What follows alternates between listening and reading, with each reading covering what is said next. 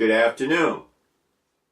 My name is Jim Lyko. I'm here in Essex, Connecticut to interview Richard Metzger, Lieutenant Commander, United States Naval Reserve. Dick served in World War II, and I'm going to interview him for the Veterans History Project at Central Connecticut State College, which is an archive partner of the Library of Congress. Okay, Dick. All right, Dick, I'd like to begin by you telling us where you were born and a little bit about growing up there. Okay, well, I was born in Newark, New Jersey in 1920. After a year or so, we moved to a little town right next to it called Hillside, New Jersey, where I grew up. I went to high school, and then after I graduated from high school, I went to Stevens Institute of Technology, which my father had also attended. In the beginning of my senior year, I had an automobile accident that gave me a fractured skull and a broken jaw and put me in the hospital for about a month. So I got out of that class and I wound up I came back. I worked that year, rest of the year, came back the following year, and I wound up in the class of 1941. After graduating, I went to work. I was hired by Bethlehem Steel in their Loop course, which was a training course for college graduates. I went to work there, and I graduated in June of 41, and I went to work in July of 41 at Bethlehem Steel. And after about 2 months of the training course, they sent us out to the part of the steel company we would be working with permanently. And I wound up in the Bethlehem plant in the manufacturing division. And lo and behold, 6 months later, the Japanese took off after the boys in Pearl Harbor, and we were in the middle of something. Well, a number of my classmates had been commissioned in the Naval Reserve when they graduated. The Navy had that kind of a recruiting program going on. They were all ensigns. But I had thought that it would be better to be in a manufacturing plant. They were talking about the advantage of being the man behind the gun. Well, that was fine, but after about 3 or 4 months and this war going on, I decided I ought to get into it. And I decided I would volunteer for the Navy. And I wanted to go to sea. Well, the Navy didn't think my going to sea would be a very good idea. They wanted to make me a specialist commission where I would probably wind up as an inspector in some plant or something, and I didn't want any part of that. So I went around and around, and then they said, well, all right, we'll get you in to the regular Navy or the seagoing Navy. But holy mackerel, you had that automobile accident? We have to spend about a week getting you filled out to make sure you're all right. So they found that all right. And by now we were up into, August or so, 41. They said, well, I guess you're all set to go. Now just show us your draft card. Well, I had a 2B draft class, which is a manufacturing department. Yeah. No, we can't take you.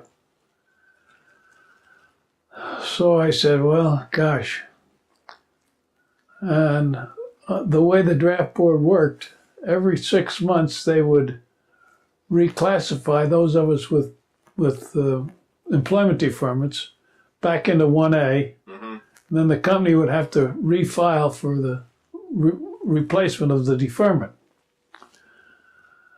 So along about the 1st of November, I got a notice to report for a physical for draft, and then a report that I was in 1A, which I was supposed to take to my company. But instead I took it to the recruiting office and got signed up in the Navy.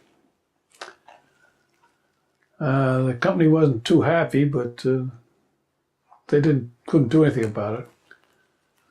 And about 3 months later, in the end of January 1943, I was ordered active duty as a seaman recruit on the USS Prairie State, which was located in the Hudson River in New York City. It was dedicated to training volunteer officers with engineering backgrounds to become seagoing officers. It was part of the New York City system, which was based at Columbia University, which is not far from there. But the deck officers were over there in Columbia, and the engineering officers were all on Prairie State. Well, I had 3 months there, and after a month, I became a midshipman. I stopped being a seaman recruit, and I became a midshipman. I was a midshipman for 3 months. And while I was there, my dad had a friend call him and said, this was actually before I went in the Navy, said, I'd like to have lunch with you, Seth. I'm on my way to New London. I'm going to have a submarine in my command. So Dad had lunch with him. Your dad's name was Seth, right? Yeah. Yes, okay. Dad had lunch with him, and Howard Gilmore went on to New London and took command of the Growler. So he had lunch with Howard Gilmore? Is that Yeah. Oh boy, okay. Well, while I was in midshipman, they started to have a great paucity of junior officers for the submarine service.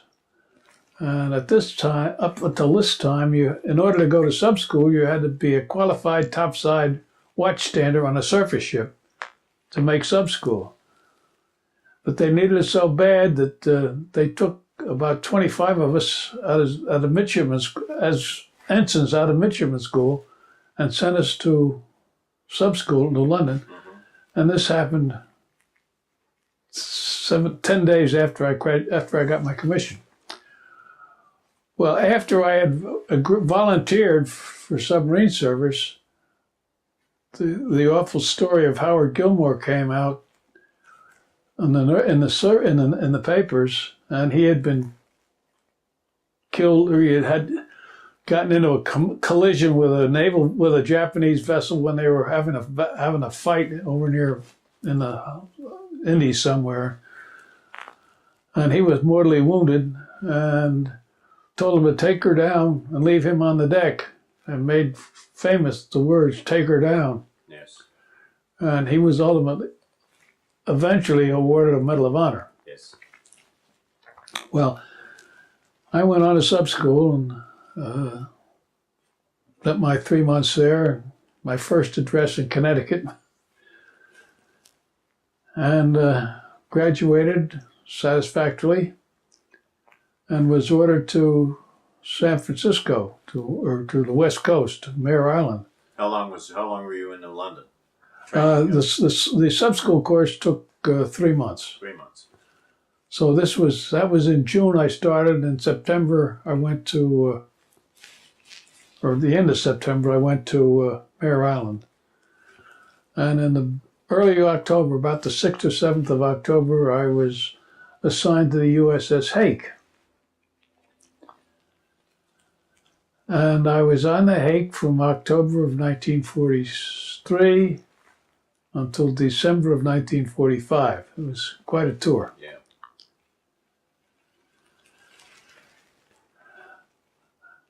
I was the first 8th officer the Hake ever had. They had started to increase the officer complement by 1. And they went from 7 to 8 with me as number 8. And I was number 8 for the next 6 patrols that I made with the Hake, because I was so darn junior. However, we took off for Pearl Harbor in December from Mare Island. We left Mare Island in December of 43.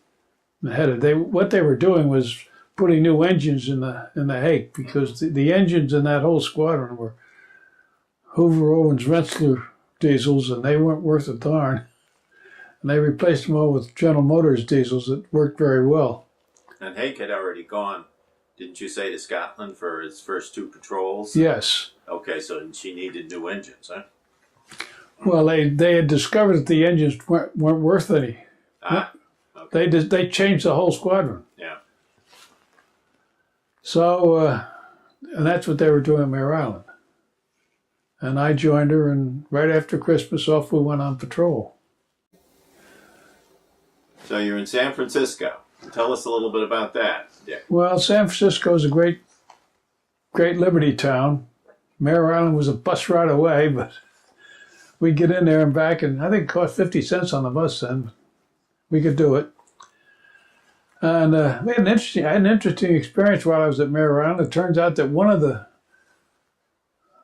people who was living in the officers' quarters at that time turned out to be a future presidential candidate, President of the United States. That was John McCain. John McCain. Okay. His father was captain of one of the boats in our squadron, and John was 6 years old at the time. 6, wow, okay. But it was interesting, and I haven't seen him since. Well. So we got underway just before Christmas and went to Pearl. And just after Christmas, we spent Christmas in Pearl Harbor. And then just after Christmas, we got underway on our first patrol. And interestingly enough, New Year's Day lasted 3 hours. Why is that? Because as we were going there, we crossed the international date line. Okay. It's short and So it was the shortest New Year's Day I've ever experienced. We wound up off Mindanao in the Philippines.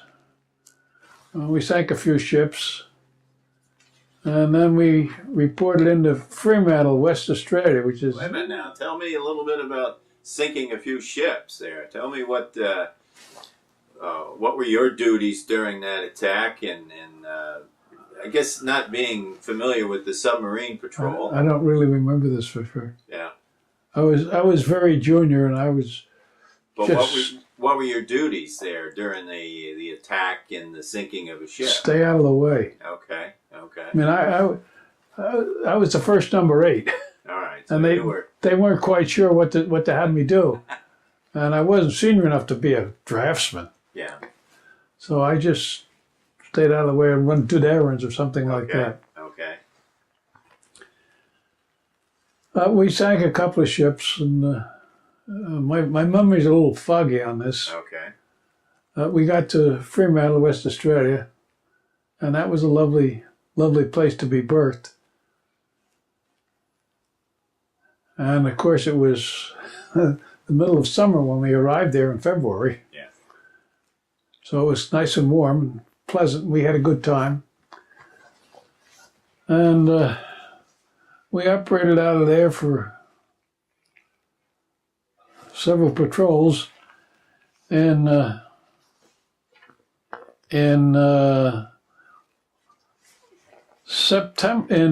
July of 1943, we came back from patrol, and we just heard great reports on the radio of the great patrol that the USS Hardert had, which was a boat in our squadron, in our division, as a matter of fact. They'd sunk 5 destroyers in one patrol, 5 Jap destroyers, for which the captain was ultimately going to get a Congressional Medal of Honor. Uh-huh. They got into Perth, or into Fremantle, a few days before we did.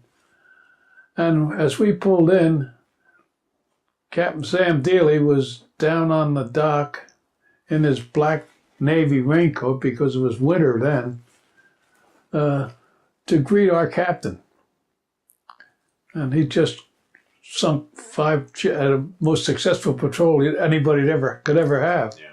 But he came in, and the next patrol we went out and operated with them. And we were in a wolf pack, a 3-boat wolf pack, and Dealey was the skipper of the wolf pack. And he went in to a mouth of a harbor, or toward the mouth of a harbor off the Luzon coast north of Manila. And the Japs got him. And we never heard from him again. The Harder. Yeah. And that was in August of 1944. Curiously enough, there were 3 boats in the Wolfpack: the Haddo, the Hake, and the Harder. Sam Dealey had the Harder. Frank Haley, I think, was our skipper of the Hake. Mm-hmm. And young Chester Nimitz had the Haddo. Chester Nimitz, okay, yeah. So, well, we went back in, and lo and behold, we were sitting in the rest camp in Fremantle, and another boat came in, and it was the Growler. The Growler had been repaired and sent back to sea, and they'd had a good patrol, so they sent them down to Fremantle for R&R. And lo and behold, this one young fellow looked awfully familiar, and he came from the same little town in New Jersey that I did, and he was a classmate of my sister's in high school. Okay. So we had a nice time together, and we went out on patrol, and there were 3 boats in the Wolfpack this time. There was the Growler, and Ben Oakley was skipper of the Growler, and he was also chief of the Wolfpack. And the Hardhead was the second boat, and we were the third boat. We were the junior the junior skipper of the group. And after we were up off Manila for a while, a few days, Growler reported that she was having trouble with the radar, so they got hold of the admiral in Fremantle, and he told them to rendezvous with one of the boats that was returning from patrol, get spare parts for the radar, and they could fix it. So the Growler took off, and she was never heard from again. That was the last you heard of. That was the last of the Growler. So we stayed there with the Hardhead for several more days, and one night we picked up a freighter of some sort, and it turned out it was probably loaded with gasoline, escorted with a couple of escort vessels coming up from Singapore, headed for Manila. And we were maybe 40 or 50 miles off Manila. And we were still the junior one, so we didn't get the first shot. We got this. We could only take the second shot after the Hardhead had theirs. Mm-hmm. And we were tracking them at night, and the Hardhead made a night radar approach, very successful. There was a great explosion, a great bloom of flame in the sky, yeah. And that was the end of the vessel. We were pretty tired. We've been tracking them as the Hardhead had. Sort of, if we got a chance, we could shoot at them too. Sure. But we were getting kind of tired. It was about maybe 3 o'clock in the morning. So we went down to 300 feet and took it easy, and everybody sacked in. And about 7:30 or so, the old man came in. I had the deck, naturally, as a junior officer, the watch I had. Said, well, take her on up and we'll take a look around. So we started on up, and I still don't believe this, but it happened. We're coming up under about 150 feet, and I heard a tick, and then boom! Some Jap planes had spotted us and dropped a flare. Because the next thing you know, we hear tick, tick, tick, tick, tick, tick, tick, tick. Here come the escorts. And they found us. Japanese, yeah. And they worked us over for 14 hours and dropped 149 depth charges. Oh my God. And we were about 20 miles off Manila now, so they use up the depth charges on all 3 boats, all 3 escorts, and then they have one there ticking to make sure that they knew where we were. And that was the identifier, right? right? The ticking. Yeah, with sonar or told something. them sonar, yeah, where you were. Yeah. And the others would go in and get more depth charges because they didn't carry 149 depth charges. Right. But this went on until 9 o'clock that night. Oh my God! And how deep are you? Well, I think we went beyond our test. Our test depth was 300 feet. I think we went a little beyond that. Yeah. Which I think maybe was why we survived. But then for about an hour, we didn't hear any screws up there. So it came on up, and we found out why. It was a tornado. Oh. And we were rolling 10 degrees either side as we hit the surface. Yeah. But it had sent the Japs away. Yeah. So we rode that one out, and we got back in. And So when you're sitting in you're in the sub at that depth, and they're firing these. How many did you say? 100 and 149, I think, was the count. And you don't know which one's coming. I mean, the next one coming down could be the one that. Well, you don't know how many are fired until you hear it explode. Right. Yeah. But when it explodes, that gives you some indication of how close it is to you, right? So. Well, they shook us up a little bit. Yeah, But, it's a little scary, huh? But none was ever quite close enough. I know. Lucky for us. Yes.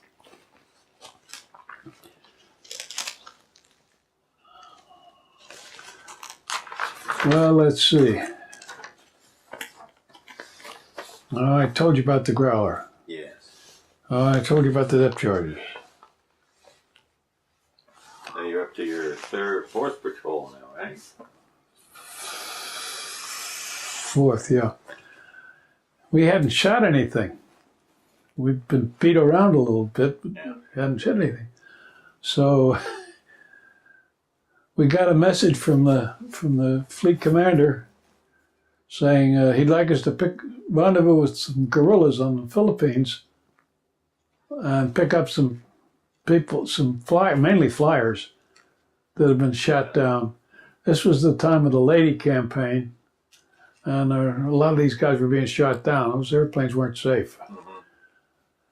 So in early December, we rendezvoused off Panay with some guerrillas and picked up 29 survivors.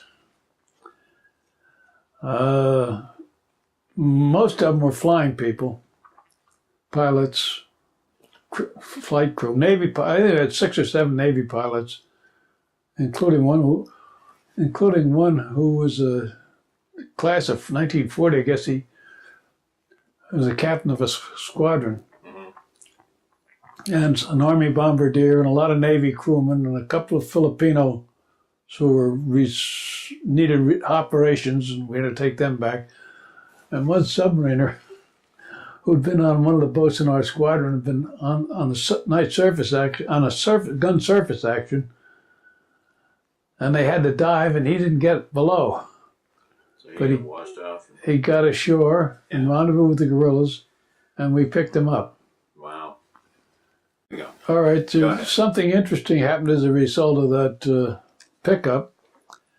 After the war was over, about 50 years after it was over, I joined the Submarine Veterans of World War II because a shipmate of mine had told me they were having a Hake reunion at the convention in Indianapolis later on in the fall. So I joined, and they had the meeting. They had a chapter in Groton, Connecticut, and they used to have a monthly meeting at the Officers Club, the sub base. So I told this fellow, I thought I probably ought to go to this, at least one meeting since I was a member. So I went, and we did these things. You sat around the bar and you held up your hand, gave your name, your boat. Smith, Gennards, Jones, Hake, Metzger, Hake. And then they get into the business of the meeting, and we spent $19.03 for that. We spent $14.08 for that. We took in $51. We had a big day. We have $19.69 in the treasury. Meeting adjourned. Oh, I was glad I went to the meeting. But after the meeting was over, a fellow came over to me and he said, were you on the Hake at Christmas 1944? Sure as heck was. That was about the middle of my service. He said, I'm the guy you picked up. He was a submarine veteran that we had picked up at the one that got washed off the submarine Yeah. had to dive. Yeah. Oh, cool. The other interesting part about that pickup was that on the way back, this Navy lieutenant, lieutenant out of the class of 40, made lieutenant commander, and we got an all-nav, so the captain decided he would promote him, which he could do. And then Johnny Williams went to the captain. He said, "Captain, can't I get out topside? I'm getting tired of being below." So the captain said, "Sure, you can go stand JO watching with Dick," which probably made me the only reserve lieutenant junior grade who had a regular Navy lieutenant commander standing JO watches for him. Well, so be it. Tell me, Dick, tell me a little bit about life on a submarine. Now, you picked up these 29 downed pilots, or that must have added to your. Well, it was that a little tight, huh? That got it a little tight. Yeah. We had a bunk for each person. How many total on the? You had 70. You had 8 officers and 72 sailors. Wow. Okay. And we had a bunk for each. Okay. And that was all. So when we picked up these 29 extra guys, we had to do a little hot bunking, Yeah.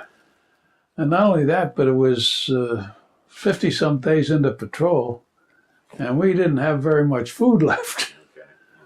So rather than stop in Darwin on the way home, take a few extra days, we decided to go on soup and minimize our food and make it back to Perth, which we did. Yeah. But it was kind of crowded. I'll bet. Yeah. But everybody was reasonably understanding about everybody else. We were glad to be able to bring these guys home. Absolutely, and they were happy to be taken home. So okay. Yeah. worked out. So that about that ought to bring you up to date on that. Now let's see. You got the flyers delivered, and you're getting ready for your next patrol. Yeah, we made one more patrol. This is my sixth patrol, and this was we left just after Christmas, in early, I guess in January.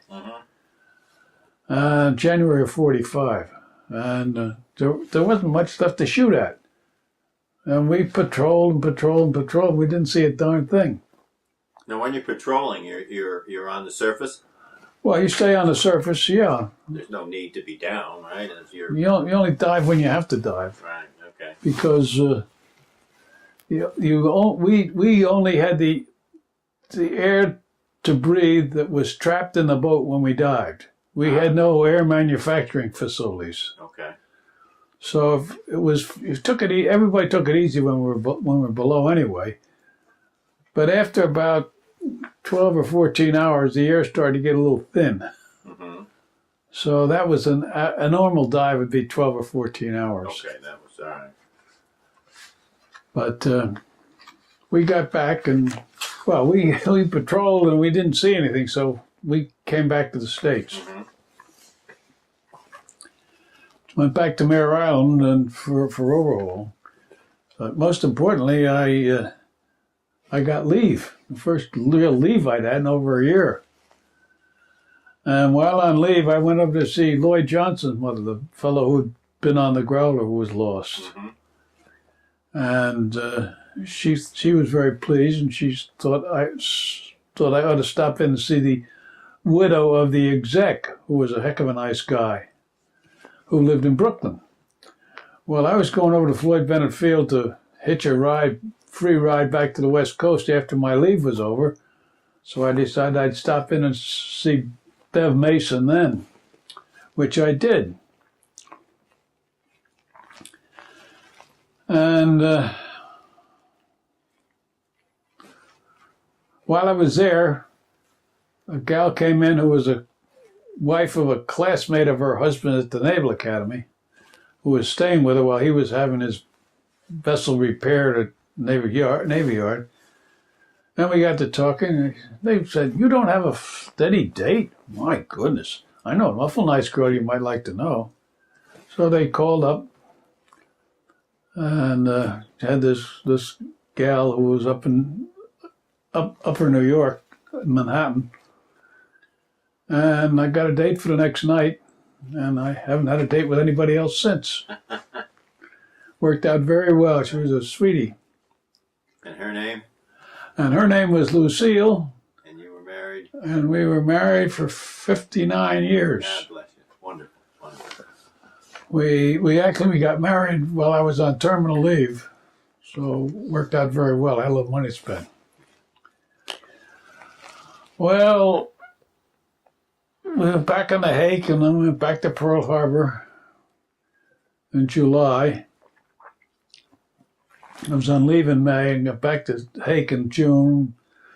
We were there for sometime in late June, early July. We went to Pearl. And then we took off and we wound up in Saipan. Now, how long was the trip from San Francisco to Pearl Harbor? You talk about that like... About 7 days. 7 days, Yeah. okay.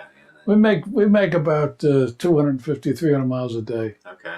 And normally what we would do, we'd take an hour or two to practice diving. Oh, okay. Just to stay in touch. Yeah. Make sure we could do it. Yeah. And kept you up to date. Right. But of all those crewmen that you talk about, the 70-something guys on board, they're not up on the deck. They've got assignments down below. No, there's only three guys on. There are 3 sailors on deck. Stand and watch. Yeah. And they're only on for a brief period. And some of them, and they're only, usually it was torpedomen. And the machinist mate, we had a lot of, never got up there. My God. So that's as a submariner, you spend a lot of time below. Huh? Submariner. You spend a lot of time below deck. Oh, yeah. All the time. And Well, everybody, it takes some getting used to, I guess. the officers, you spend your watch. Yeah. That's your only time topside. Topside, yeah.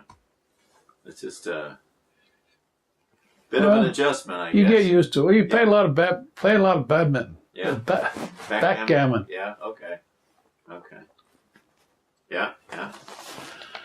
Okay, so you head back to Pearl. We got back to Pearl, and then we took off and wound up in Saipan. And then we heard they dropped some kind of a funny bomb or something up around Tokyo someplace. And then a couple of days later, they dropped another one. And we took off to go up and patrol off Tokyo to pick up aviators that were shot down.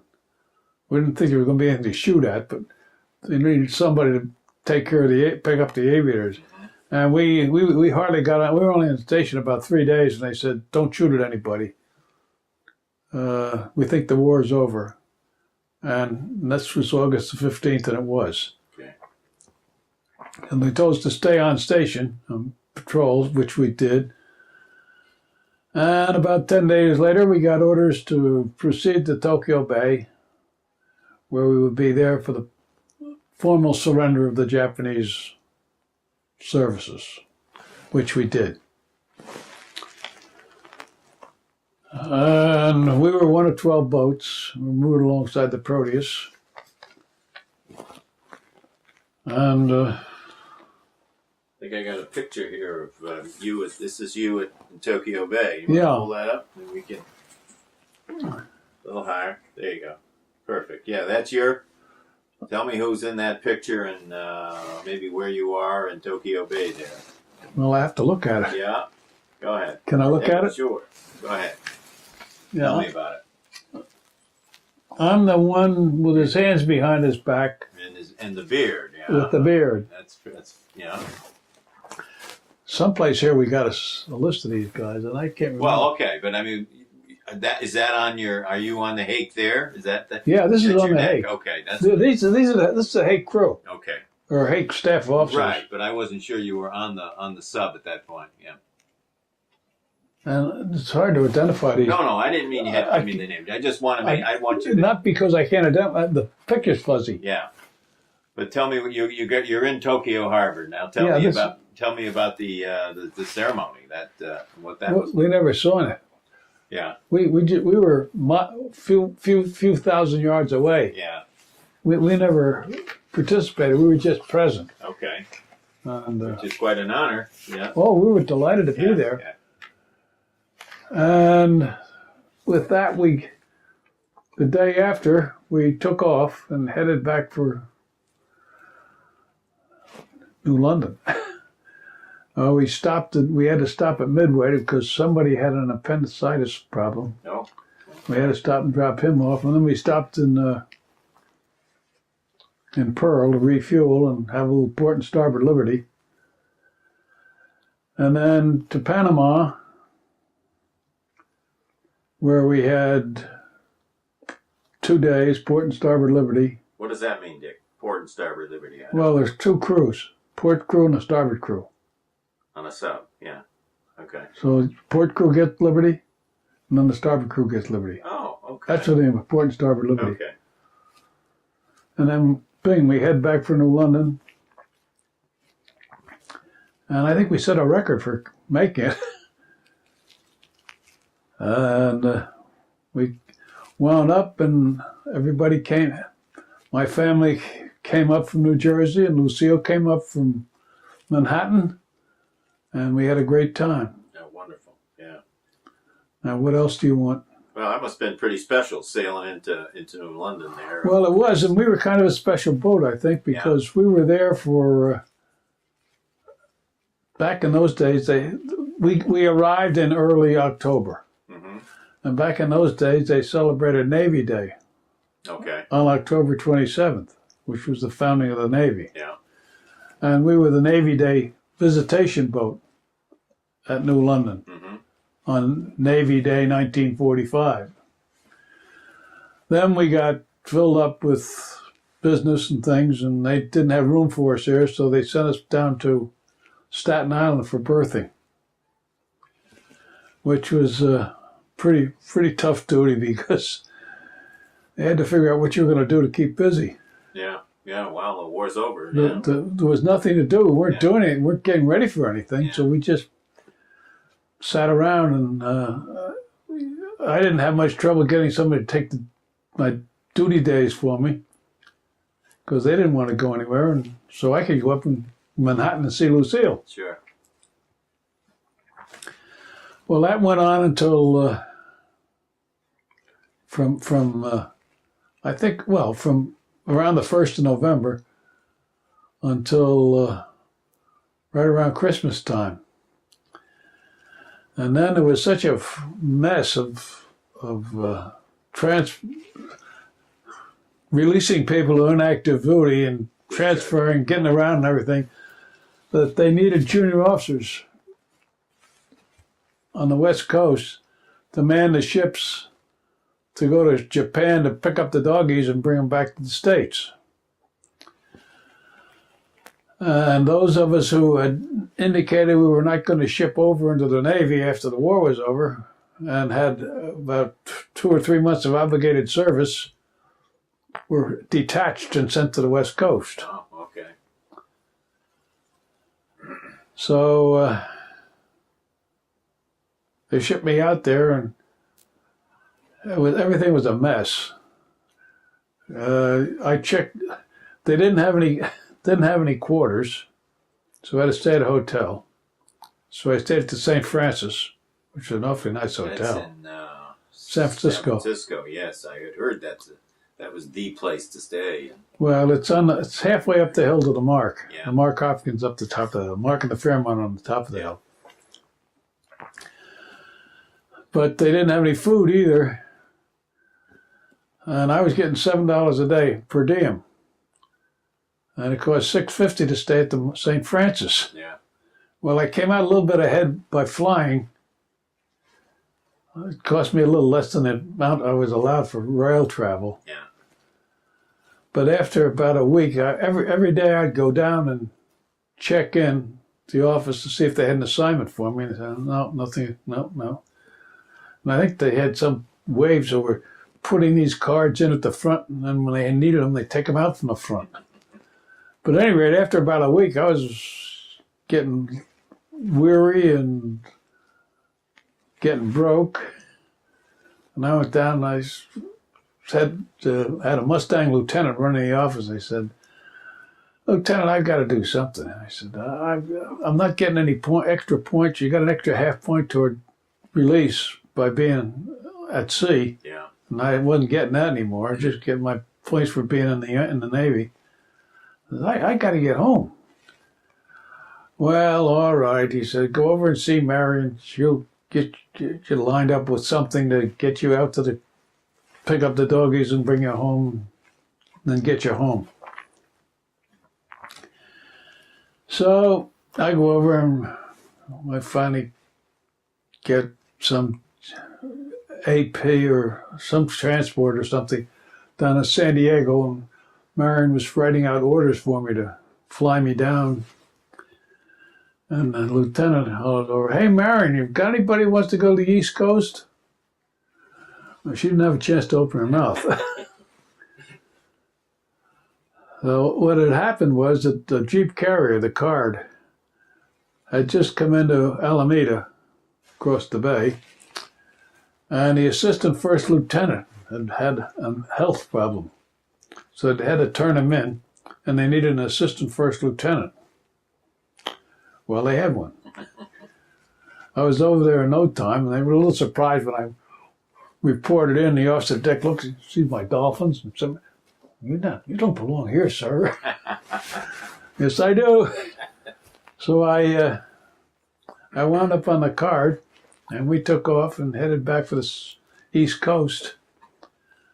And 30 days after I was detached from the Hake on the north side of Pier 10 on Staten Island, I tied up on the south side of Pier 10 on Staten Island with the Card to unload these airplanes that they had. Well, that was nice. It was nice to be back in New York, spend some time with my wife-to-be. Yeah. And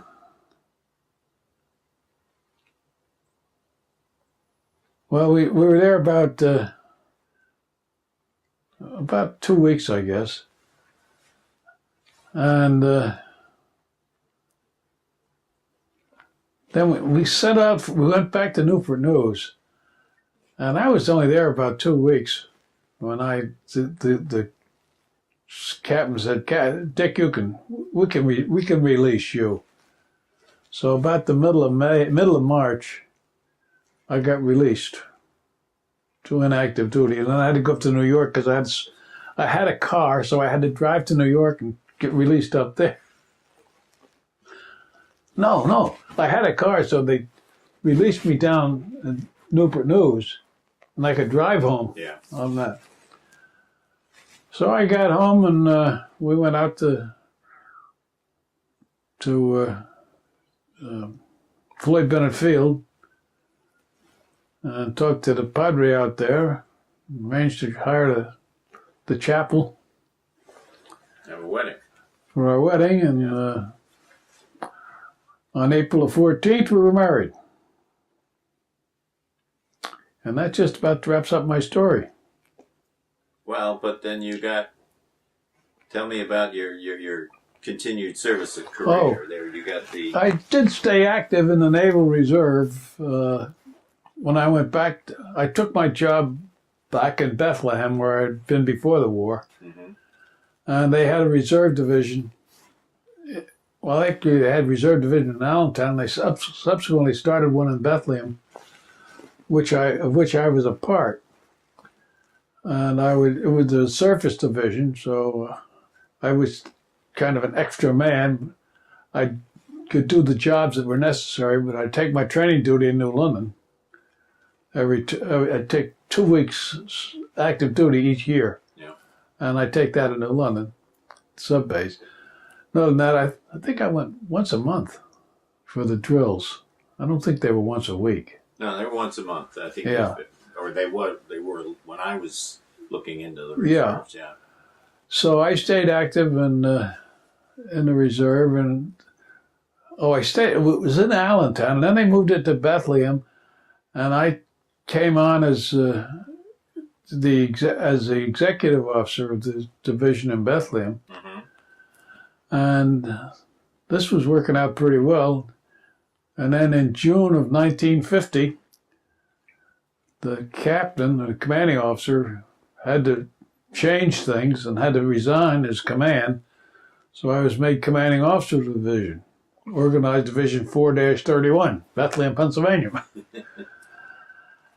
And lo and behold, 10 days later, the North Koreans took off after the South Koreans, and my division kind of got eradicated almost by recalls, which were, I have to say, were done very, very well. They all made sense. And I was still a lieutenant. I'd been a lieutenant for a long time. I made lieutenant on April 1st, 1946, just 2 weeks before I was married.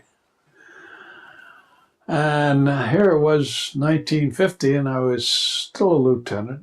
And then it got to be 1952, and I was still a lieutenant. But I had a change in jobs, which is going to have me traveling. So I had to resign from the active reserve, and I stayed on in the inactive reserve. But I didn't think I was ever going to make lieutenant commander, and I wondered whether it was worth it. And lo and behold, I was announced that I got an announcement that I had been made lieutenant commander.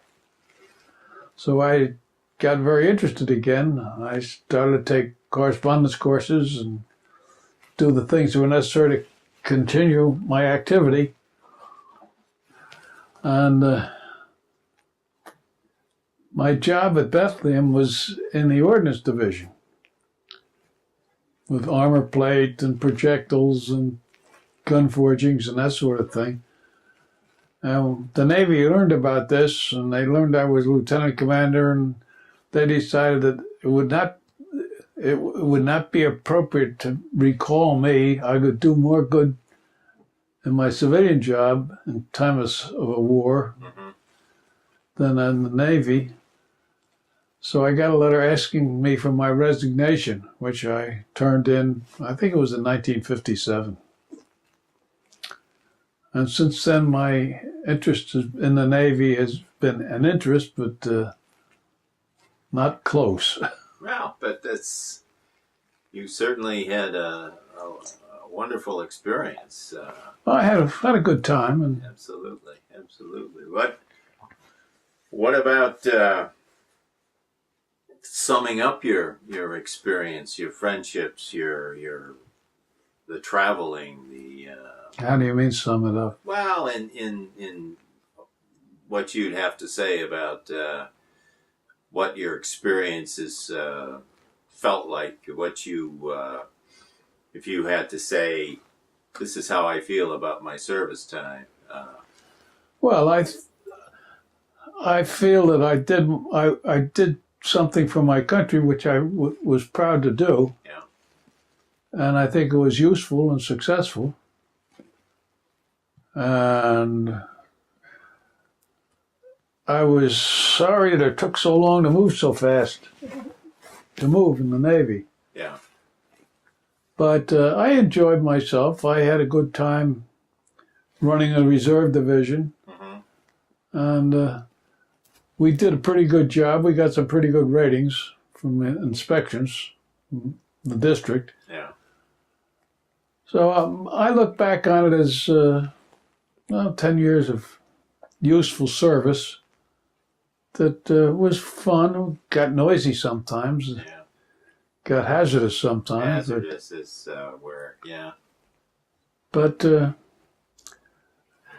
nice part about it was you had a lot of nice, bright guys in the submarine service. Yeah. So you had a good company to be with. Yeah. They picked from good stock, right? Yeah. Yeah. That's had to make the experience positive. Yeah. So that about does it. Well, that's certainly a a pleasure and an honor to interview Dick Metzger here today. Well, I'm happy to be of help. Well, it's how many patrols did you say? 7. You had 7 patrols. 7 patrols, and 5 of them were designated as successful. That's right. Except what I call the most successful patrol, which was the one we wound up in Tokyo Bay. Yeah, that's it. That was I was reading about that today, and as you said, there were 200 and something ships at anchor that day, and then when MacArthur closed the proceedings, airplanes, 1,000 airplanes flew over. That must have been. I saw some pictures of that. That was pretty impressive. Well, it's nice to have it over with. Yes. Well, then I think we've had a good interview here, Richard. Well, I hope it's been useful to you. It's exactly what we're looking for, and it was a pleasure and it was an honor to interview you for the Veterans History Project. Well, thank you very much. You're very flattering to. I thank you very much. It was. It was kind of fun. I don't remember as much as I used to. That's well, but I'm glad we had this conversation. Very important. Very important. Thank you, Dick. You're very welcome.